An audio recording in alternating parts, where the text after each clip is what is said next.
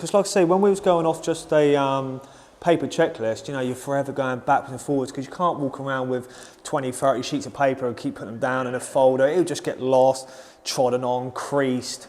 You know, by then, and you're trying to add pictures to that and trying to read it, eventually it's gone. You know, like I say, with the actual next field, it's going to be a lot easier, isn't it?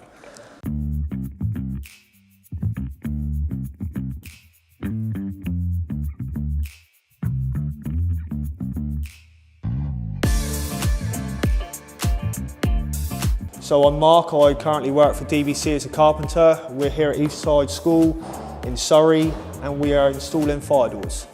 From the manufacturers themselves, they clearly label the doors for us individually and we go from a plan from there floor by floor. Before Nextfield we used to use paper QA sheets which we would use individually for each and every door, which was a lot of hard work. You'd lose paper trails, a lot of photos. It was hard to identify which photo was for which door at times.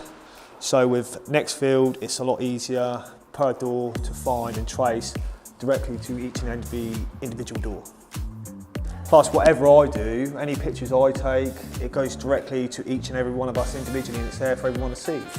So now I've opened Nextfield's app to identify and notify that the doors are operating correctly, open and closing, and I've used the correct fire foam on installation.